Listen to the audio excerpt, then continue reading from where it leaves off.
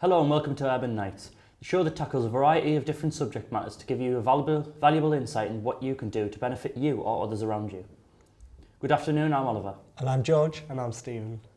On today's show, we'll be looking at people's behaviour after consuming drugs and alcohol.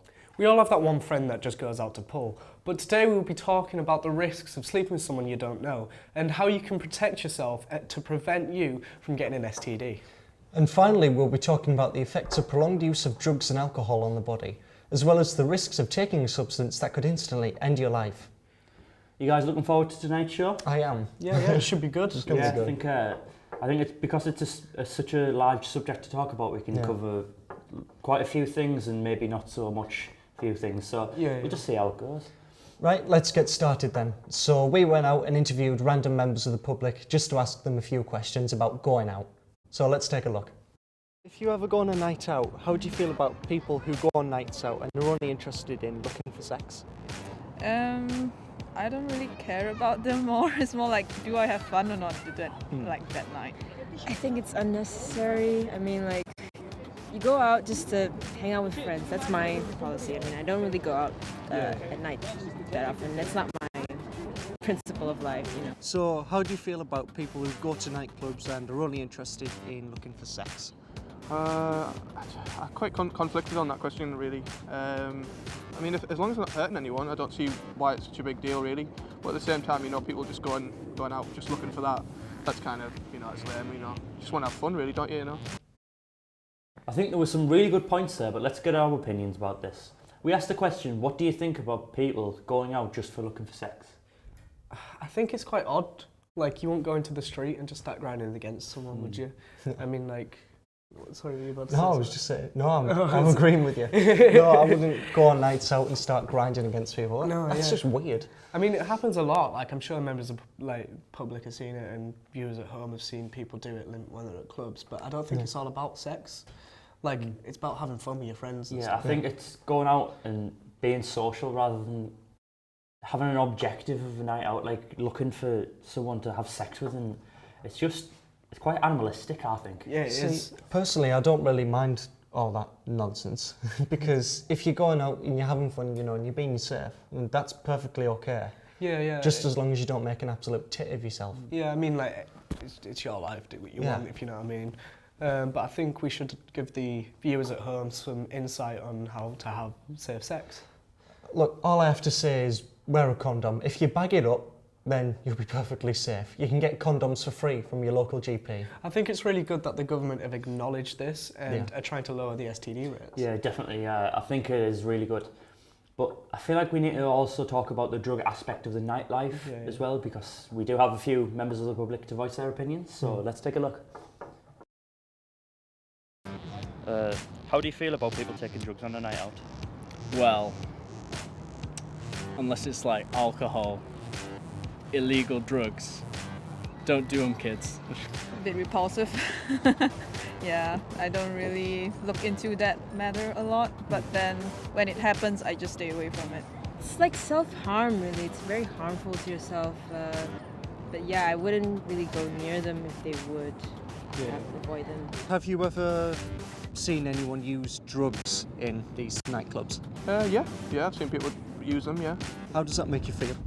Well, I mean, it's their life, isn't it? I can't really judge if that's what it takes to make them happy. As long as they're not harming anyone, who cares, you know? Have you ever witnessed anyone being spiked on a night out? No, but I have friends who actually got spiked before. Yeah. Oh, really? Yeah. Can you tell us about it? I wasn't there, but it's just stories of her getting spiked, and then she just went home very drunk, very like dizzy and stuff, like all that. So yeah, it's not a very good sign. No, since I don't really, go out to those places that often, I don't really see anything. But yeah, I do have a friend who got spiked once, and that wasn't pretty. Yeah. But yeah. Can you tell me about that? Or? Yeah, unfortunately, I think it was a friend who spiked her, ironically. Apparently, statistics show that the person who's most likely to spike you is a friend. That's Quite it. scary, isn't it? And last question, have you ever seen anyone or witnessed anyone being spiked on a night out? No, I've never witnessed anyone being spiked, no. I mean, a lot of people claim it, don't they? But I don't know if people use it as an excuse for being too drunk, but, you know, yeah. Okay, thank you very much. All right. Back to the studio. Now that we've seen the public's opinion, we'll take a look at our opinions on this subject matter. Yeah, we will. And I have a few facts here, and Oliver does as well. A big problem with ecstasy is that it's rarely pure, and sometimes there's no MDMA at all. Sometimes it contains other drugs like PMA. PMA is similar to MDMA, the chemical in ecstasy. It can make you feel alert, alive and full of energy. Its similarity means that PMA is actually sometimes sold as ecstasy. However, PMA is more poisonous and can kill at lower doses than MDMA. Also, like MDMA, it can cause a rise in body temperature, which can be fatal. Regardless of this, or what it looks like or what it's called, you can't be sure what exactly is in the pill or powder, so you can't predict quite how you'll react. And to be honest, I find that pretty damn scary. I think it's quite scary to think that you could just be enjoying your night out and one drink could cause like death. Or even like because of someone being spiking and stuff. spiked. Because I know someone in the VT said that in the interview. So top tip for you, keep your drink with you at all times, keep your eyes off it. On it, not off it. I know you seemingly. can get like bottle stoppers as well. Yeah. For stuff. I think there was a public announcement to always make sure you've got your hand over your cup or bottle, just so you don't get spiked or be careful. And I mean, it's even scarier if someone's got like a condition as well, like a heart condition or something, and they've been given a drug, because you know, you don't know how they're going to react. And I mean, in general, even if you don't have any conditions, you don't know how you're going to react to it either. So I think you shouldn't do it at all. But there is other drugs that I don't find as bad, like marijuana, because in America they're legalizing it at the moment, and apparently we're going to think about legalizing it over here. What do you think about it? Like, because I know some people don't. If it's legalised clinically, so it's only used for hospitals and all that, then I've got no problems with it. But if they're legalising it and they're selling it on the streets, then that's when I've got a bit of a problem. Because there's already enough drugs out there as it is. I think if it's used medically, then it should be fine, because in some cases it could help with people's disabilities, like Parkinson's. It could stop the shaking in Parkinson's. I think, did you say this? I know my mum's got fibromyalgia in her hands and arthritis, and I know it can stop the pain from that, and I know it stops like joint pains and stuff, and I know it lowers some forms of cancer as well. So it's quite good. Do you know any more information about drugs? Yeah, I do. Between 2015 and 2016, 1 in 12 adults aged 16 to 59 had taken an illicit drug. This equates to 2.7 million people in the UK.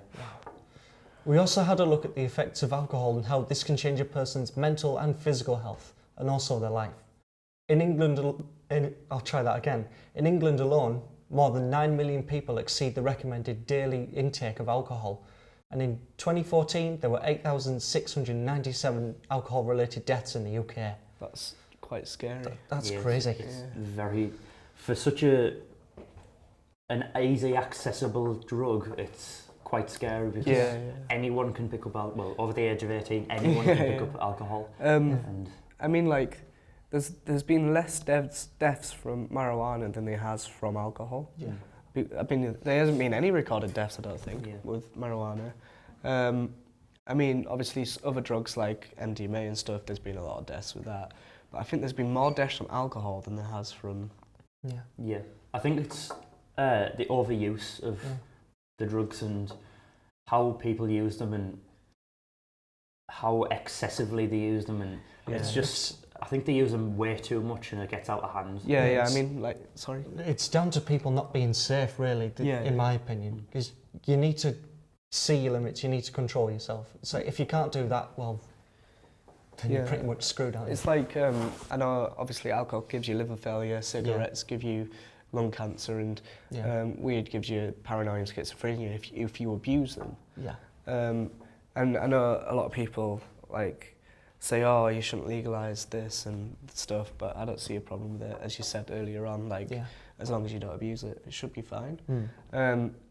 What else is like, you can get alcohol poisoning as well. I know on a staff night out, someone was trying to keep up with everyone that just turned 18, and he got alcohol poisoning because he was drinking for that long. Yeah. It's quite So bad. on a night out I've recently had at work, the bartender who I worked with, he started drinking from 2 onwards, and we're all supposed to meet up at like 9. So he'd been drinking for quite a few hours straight. Gosh. And throughout the entire night he was just like harassing all the girls, and it just really wasn't pleasant to be around. He was just really aggressive. Yeah. And that's because he didn't know his limits. But as long as you realise your mistakes, you know what to do and what not to do, then you'll be perfectly fine. And people won't treat you like an ass. I think it's all about control, because if it's not controlled, then it gets all out of hand. Yeah, and you'll just ruin your night and everyone else's night around you. Yeah. And I know alcohol makes you do stupid things. I mean, like, no matter what the drug it is, it's always going to make you do something stupid. I know, like, a lot of people go to, like, Ibiza and stuff, and there was a trend for a while called balcony jumping, which, like, you'd go from balcony to balcony, and a lot of people were doing that while drunk. You shouldn't do it sober, really, but and they were falling off because they couldn't, obviously, control themselves. And I think, unfortunately, we've run out of time for today. It's a shame, actually, we couldn't cover all the subject matters, but we hope that we've given you some insight on nightlife in this current age. I've been Stephen. I've been Oliver. And I'm still George. If you would like to contact us, please visit our Twitter or Facebook page. At Twitter, it's @UrbanNights, or email us at urban_nights@tees.ac.uk. We've hoped you enjoy the show. Good night. Good night.